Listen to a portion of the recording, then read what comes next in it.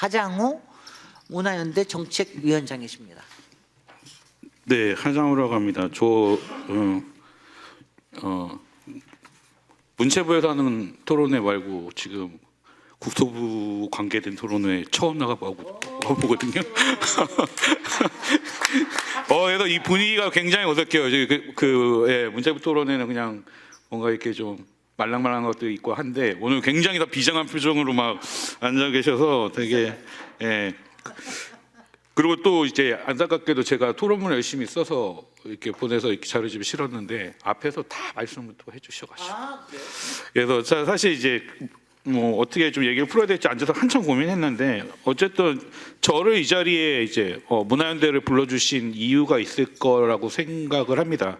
그러니까 문화연대 같은 경우는 사실 이제 문화 정책이나 아니면 이제 문화라고 하는 것들을 기존에 뭐 이런 예술적 프로그램을 갖다가 어떤 시민들에게 공급한다든가 아니면 문화에서 교육을 한다든가 이런 그런 프로그램적 콘텐츠적으로도 사고하는 게 아니라 이 삶의 원리를 갖다가 만드는 것을 어떤 문화 정책의 좀 근간이라고 생각을 하고 있고 문화 운동 자체가 사실 시민들을 보다 어쨌든 행복하고 안전하고 민주적 삶을 살게끔 하는 그런 양식들과 공통의 규범들과 약속들을 만드는 과정이라고 생각을 하고 그래서 사실 이제 건축이나 도시정책, 공간정책과 관련돼서도 그런 맥락에서 문화연대 초창기부터 굉장히 열심히 활동을 해오긴 했습니다. 근데 아마 모르시는 분들도 많을 텐데 제가 문화연대 2008년도에 지금은 뭐 정책위원을 하고 있긴 하지만 활동가로 2008년도에 처음 들어갔을 때 처음으로 맡았던 프로젝트가 세빛둥둥섬 반대하는 거랑 노들섬 반대하는 활동이었습니다. 네. 하여튼 그래서 이 문화적 관점에서 그 도시 정책을 어떻게 좀 설명할 것인가 읽을 것인가를 오늘 얘기하는 거 저의 숙제라고 좀 생각을 하고 있고요. 일단 뭐 문화적 관점에서 보면 도시를 갖다가 단순히 어떤 물리적인 인프라, 물리적인 어떤 대상으로만 보는 게 아니라 그 안에서 이제 살아가고 있는 사람들의 삶을 작동시키는 어떤 문화, 정치 이런 것들이 지금 결합되어 있는 어떤 유기체적인 것으로 보는 게 맞다라고 생각을 하고 있습니다. 이제 그리고 제가 뭐 토론문에는 그 메트로폴리스라는 책을 갖다가 좀 소개를 하고 있는데 도시를 해석하는 다양한 관점들이 있겠지만 어쨌든 뭐 근대적인 그 인류 문명이라는 것들이 도시에서 만들어졌고 그 도시라는 것들이 어떤 역할을 해왔는가를 갖다가 좀 역사적으로 다 되짚어 볼 때 어쨌든 도시는 그런 문화들을 만드는 공간이기도 했고 그런 문화들을 통해서 또 형성되는 공간이기도 했다라는 생각이 들고 그 안에서 그 시민이 단순히 어떤 도시 서비스의 수혜자가 아니라 그 도시의 문화를 생산하고 공간의 성격을 규정하는 능동적인 주체였다라고 생각을 합니다. 그래서 앞서 발제자분들도 계속 말씀해 주시는 시민에 대한 참여 이런 얘기들이 단순히 뭐 민주주의적이나 어떤 형식적 논리에서 나오는 것들이 아니라 도시와 어쨌든 문화의 본질적인 어떤 성격들을 규정함에 있어서 시민들이 그 중심에 있다라는 걸 갖다가 보여주는 그런 얘기들이라고 생각을 하고요. 그 토론문에 제가 좀 뭐 사례 같은 걸 좀 넣으면 좋을 것 같아서 박물관 얘기 좀 넣어놨는데 이거는 뭐 재밌는 얘기긴 한데 읽어는 봐주십시오. 그러니까 근대적인 부르주아 주체성이 박물관이라는 공간을 통해서 어떻게 형성되는가 뭐 이런 연구를 또 사회학이나 이쪽 그 문화이론 쪽에서는 많이 하고 있기 때문에 그런 얘기를 좀 써놓은 것이고요.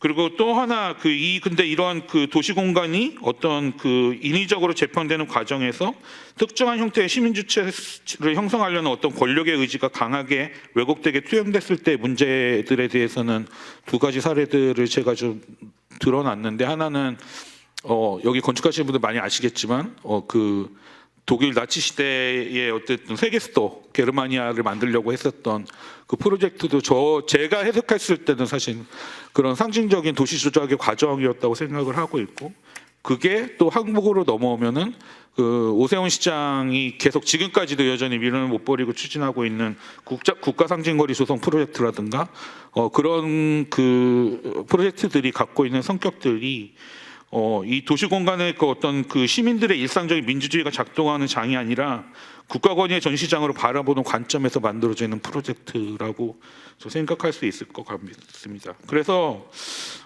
도시 정책이라고 했을 때 문화적 관점에서 봤을 때는 이제 도시 정책을 건물을 짓고 도로를 넓히는 것을 넘어서서 우리는 어떤 시민을 원하는가, 우리는 어떤 공동체를 지향하는가라고 하는 정책으로 좀 향해야 되는 거 아닌가. 그래서 이거는 앞에 그 함동구 선생님이 말씀해 주신 내용들이 아마 담겨진 내용들과 일맥상통하는 게 아닌가라는 생각이 듭니다. 근데 이제 한국적 현실로 좀 돌아서 보면은 어쨌든 한국에서의 도시 정책이라는 거는 사실 개발 정책이기도 했고 건축을 중심이 하는 물리적인 하드웨어 정책이었다라고 생각을 합니다. 그래서 그런 과정 속에서 가장 많은 피해를 갖다가 입었던 거는 뭐 이거를 갖다 원주민 주민 문제 이렇게 얘기했을 수도 있겠지만 문화적인 관점에서 보면 공동체 파괴라고 하는 것들이 가장 심각한 문제라고 생각하고 여전히 이것들이 굉장히 중요한 문제라고 생각합니다. 그 민주주의를 얘기하는 데 있어서 공동체 내에서의 신뢰 네트워크 그런 사회적 자본들이 그 민주주의 작동시키는 중요한 윤활유이자 엔진이기도 한데 사실 이 개발의 과정에서 이런 공동체들이 파괴된다라는 것은 그 자체로 민주주의에 대한 위협으로다가 이어질 수 있다라고 생각을 합니다. 그래서 사실 그런 부분에 대한 문제의식 때문에 사실 일방적인 재개발이 아닌 뭐 전면 철거하고 새로 짓는 방식이 아닌 도시재생이라든가 아니면 순차적인 뭐 개발이라든가 뭐 이런 것들에 대한 대안들이 계속 많이 나왔었다고 생각을 해요. 근데 이제 그것들이 사실 우리 사회 안에 제대로 된 고민으로 풀리지 못했던 거는 이것들이 왜 필요한가에 대한 가치적인 어떤 공유, 가치적 합의들이 만들어지지 못한 부분들이 좀 이걸 단순히 개발의 어떤 방법론적인 수준에서 계속해서 논의하려고 했었던 그 일련의 흐름들이 있었다고 생각을 하고 그런 것들이 사실 이러한 그 전환들을 갖다가 막는데 좀 장애 요소가 되지 않았나라고 생각을 하고요. 그리고 이제 한국도시정책과 관련된 문화적인 맥락의 한국도시정책에서 또 문제로 바라보는 것들 중에 중요한 그 이슈 중에 하나는 젠트리피케이션일 것입니다. 이거는 뭐 구조나 내용들은 너무 잘 아실 것 같은데 근데 사실 이제 예술가들이나 문화예술 관련된 일을 하는 사람들 입장에서 보면은 젠트리는 항상 예술가거든요. 어느 지역을 봐도 그 지역에 들어가서 처음에 어떤 창의적 분위기를 만들어내고 그 어떤 회복적인 어떤 활동들, 콘텐츠들을 만들어내는 역할들은 예술가들이 가장 먼저 시행을 하죠. 그런데 이제 대부분 그 집값 오르고 젠트리피케이션이 진행되는 과정에서 제일 1순위로 또 접근하는 거는 당연히 그 예술가들이기도 하고요. 근데 이 문제가 단순히 예술가들만의 문제가 아니라 이런 반복되는, 그러니까 이거는 사실 도시를 어떤 문화라든가 정치라든가 민주주의라든가 그리고 하드웨어라든가 소프트웨어가 굉장히 유기적으로 연결되어 있는 하나의 어떤 살아있는 생명체 같은 성격을 갖고 있다라는 것을 이해하지 못한다라고 하면 이 젠트리피케이션 문제는 계속 반복될 수밖에 없다라는 생각이 들고 그 속에서 실질적으로 생존에 대한 타격을 입는 예술가라는 존재들이 있다라는 것도 명백한 사실인 것 같습니다. 네, 제가 토론자께 말씀 안 드렸는데 토론자는 10분입니다. 네. 토론자는 거의 끝나가나요? 네. 예. 그래서 저는 어쨌든 그 문화라고 하는 게 그 향후에 어쨌든 도시정책이나 그리고 오늘 얘기하고 있는 이 공간민주주의라는 중요한 개념에서 봤을 때 저는 중요한 알고리즘으로서 역할을 할 수 있어야 된다라고 생각을 합니다. 그러니까는 앞에 뭐 디자인이라든가 어떤 도시정책과 관련된 어떤 하드웨어적인 부분들 많이 말씀을 해주시긴 했지만 그런 것들이 시민이라고 하는 데이터들을 어떻게 그 결과값을 만들어낼 수 있을 것인가라고 하는 내용적인 어떤 관계성들을 만들어내는 데 있어서 문화라는 것들이 굉장히 중요한 역할을 할 수 있다라고 생각을 하고 그 중에서 3가지 정도 좀 제안을 써놨는데요.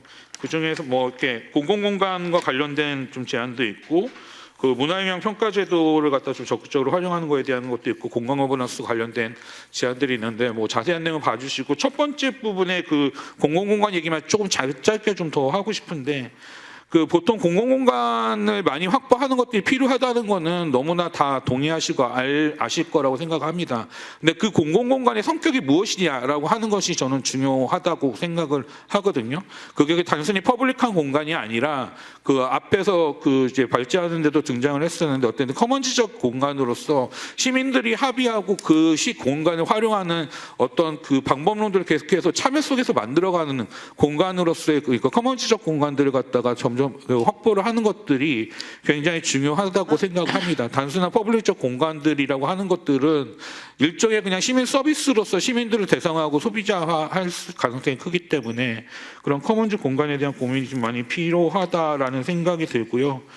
그런 공간들 속에서 시민들이 공간을 사유하는 방식과 문화적 경험들 갖다 서로 축적을 했을 때 이 공간 민주주의라고 하는 이 개념이 어떤 실체화된 어떤 내용들을 얻지 않을까라고 생각을 해봅니다. 예. 네, 감사합니다. 네, 감사합니다. 끝에 여러 가지 더 중요한 말씀이 계시는데 제가 뒤를 이어서 얘기를 하면은 이 공간 민주주의란 말, 이 상당히 매력적인 단어가 이렇게 쓰셨어요. 또 하나의 유행하는 정책 슬로건이 돼서 내용은 증발하고 껍데기만 남는 형해화된 아젠다로 전락하는 것이다. 그런 일이 왕왕 있습니다. 공간 민주주의 하면 다 참여해야 된다고 가서 투표하는 거로 다 만들어 버리거나 뭐 이런 식으로 되면은 이제 그럴 가능성도 상당히 있죠. 그런데 지금 말씀하신 대로 이게 잘 작동이 돼서 제가 문체부에 가서 일을 해야 되는데 사실은 제가 국토부에 속해 있는 위원회에서 일을 하려니까 아주 죽겠습니다, 솔직히. 왜냐하면요, 제가 뭘 얘기를 하잖아요. 그러면 저기 가면 다 모든 게 상투적인 과정과 뭐로 돼버려요. 그래서 제가 정말 힘든데 제가 뭐 그걸 잘 아니까 그걸 이제 열심히 설득하고 이러면서, 왜냐하면 이제 돈은 국토부에서 많이 갖고 있기 때문에 진짜로 세상을 바꾸려면 국토부가 바뀌어야 되거든요. 그래서 이제 저기를 하는데 제가 특히 요 말씀을 드리겠습니다. 여기서 문화 역량 평가라는 말씀을 하셨는데 자칫 이렇게 좋은 말이 이렇게 현재로 가면은 문화 역량 평가라고 하는 상당히 또 관료적인 이런 과정이 되어버릴 수 있는 위험도 좀 있다라는 거. 그다음에 반가웠던 거는 이 정치 철학자 한나 아렌트의 공적 공간에 대한 여기 인용구가 있는데 제가 좋아하는 인용구입니다. 그 인용구 때문에 제가 건축하다가 도시계획으로 가게 된 바로 그 책에서 나온 인용구라서 통했습니다, 우리가 오늘. 네, 감사합니다.